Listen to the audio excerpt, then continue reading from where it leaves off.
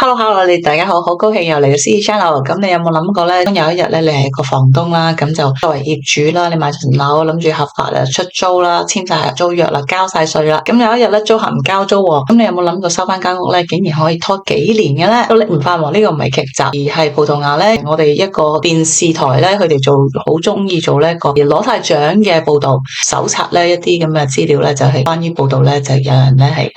作假啊，或者係咧貪污啊，或者係咧人哋啲錢啊，有一啲詐騙案啦吓，咁啊據悉嘅報道咧，就有一個咧俄羅斯夫婦咧，指咧過去9年來咧，一直喺里斯本同 Cascais 嗰度居住，多次租住咧高級註冊，呢頭咧好似正常租客咁啦，簽約啦、入住啦、建立信任啦。咁據我所知咧，即係喺葡萄牙咧，我都見過唔少嘅俄羅斯嘅租客咧，未見過咧咁嘅人嘅吓。呢幾個月之後咧，就開始咧就交租嘅。你俾嘅原因咧，通常屋入邊有問題啦，例如維修啦、居住環境啦、業主責任啦等等啦。咁咧根據報道入面咧，業主嘅講法咧，好多問題咧都根本唔存在嘅，即係誇大成為咧唔交租嘅原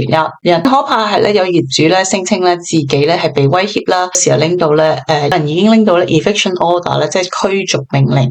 而租客咧仍然繼續住喺入邊。業主更加話咧自己已經超過3年攞唔翻層樓啦。咁點解咧有咁多人有共鳴咧？因為佢揭開咗咧葡萄牙租務市場一個好現實嘅問題。法律上咧，業主有權追租，有權咧終止合約，有權咧申請驅逐令。現實上咧，佢唔交租到真正攞翻層樓嘅時候咧，中間可能係一個漫長昂貴、非常之消耗精神嘅戰爭嚟嘅。我哋成日講咧，葡萄牙嘅租客保障咧係比較強嘅，佢哋本身咧唔係一個壞事，但係咧任何社會都要保障咧弱勢社群啦，避免咧有人突然間被趕走啦，無家可歸嘅。但問題係咧，當制度太嚴嘅話咧，即係有人有心去利用咧，保障就變成咧係保護弱者啦，就變成咧保護濫用制度嘅人。呢個咧今次嘅個案咧值得討論嘅。如果咧個租客咧真正遇到咧失業啦、家庭問題啦、短期嘅困難嘅話咧，就社會可以理解嘅，業主亦都可以咧協商啦，例如減租啦吓。如果有一種模式嘅係咧專門租高價物業咧，住幾個月之後咧就停租，而再去用投訴啦、法律嘅程序啦，就繼續咧去拖慢你攞翻你層樓嘅話咧，呢唔係咧就係普通嘅租務糾紛啦，而係一個制度嘅漏洞。因為好多海外嘅業主嚟講咧，就呢個風險咧更加大嘅，因為咧人唔喺葡萄牙啦，語言又唔熟，法律程序又唔熟，物業狀況咧好多時候咧都係睇第三方嘅匯報。如果租客咧開始唔合作嘅話咧，唔開門啦、唔交租啦，甚至投訴你咧，你未必可以即時處理到嘅。咁所以我經常同客人講咧，出租物業咧唔係淨係睇回報啊吓，而係睇風險管理做得好唔好。第一咧揀租客一定要咧就背景調查啦，而唔係睇佢自己收入高啊、工作好啊就願意俾多幾個月租金啊，就即刻放心嘅。你要睇工作證明啦、收入證明啦、佢個有冇稅號啦、身份文件啦、租住嘅記錄咧，咁最好咧。我哋如果可以有以前嘅房東嘅 reference 咧，更加好。咁啊，最緊要咧就最好如果有 guarantor 咧，就更加更強嘅保障。租約咧一定要寫得非常之清楚啊吓，租金幾時交啦？遲交有咩後果啦？維修嘅責任點分配啦？業主入屋檢查嘅程序啦、通知嘅方式咧，所有嘢都要好清楚嘅。咁如果好多糾紛咧，因為冇合約啦，而係咧因為咧合約寫得太簡單啦，出事嘅時候咧就各自咧就要解讀。第三啦，物業交樓之前一定要詳細嘅 inventory report， 相片啦、影片啦、家私清單啦、水電表嘅報導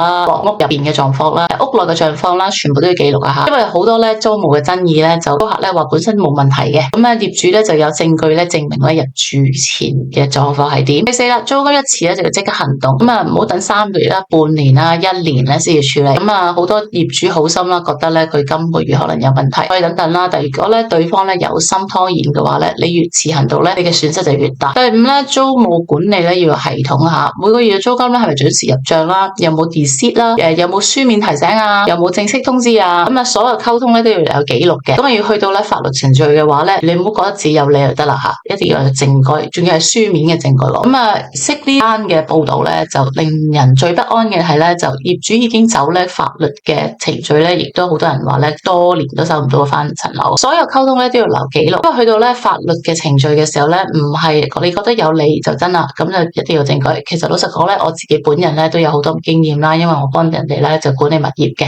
都咧有遇見過好多唔同嘅租霸嘅。咁我哋咧都係根據個法律程序去告佢哋噶啦。咁頭先我哋所講嘅，你嗰啲文件一定要真係咧有個 record 嘅，一定要記律師信、書面信，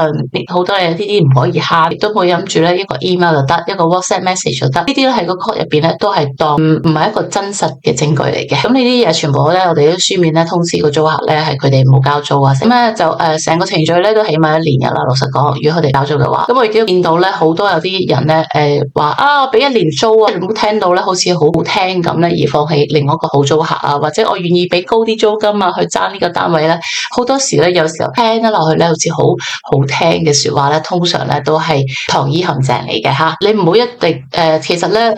葡萄牙租務市場咧唔係唔可以投資，而唔係咧所有租客都有問題。大部分嘅租客咧其實都係正常準時交租嘅，但係作為業主咧，尤其是海外業主，唔好聽有啲咧 agent 講咧，我哋可以咧多幾成嘅租金啊成咧，但係當你租客咧交唔到租咧，咁其實都係賠咗夫人又折兵。咁你寧願咧真真實實咧揾個老老實實嘅租客咧，好過你去高價收租，而嗰個好似聽落去咧嗰個回報率好高好高咁。咁啊唔好因為咧覺得好彩去管理呢個物業啊嚇，要有清楚嘅租約，要有完整嘅文件，要有租客嘅審查，要有定期嘅跟進，要有一套一次交租咧就即時處理嘅程序。好多朋友同我講咧，其實我哋需唔需要咧即係房屋管理咧？老實講咧，如果做得好嘅話咧，係好繁瑣嘅事嚟。因為我係做一個房屋管理人，我幫好多客咧係房屋管理，係好繁瑣嘅。好多人咧就覺得你其實都冇乜嘢做㗎，唔係，因為你一定如果係根據個程序做得好嘅話咧，係可以好繁瑣嘅。買樓咧可以係一個投資，即出租係一個管理。如果你淨係睇回報率咧，唔睇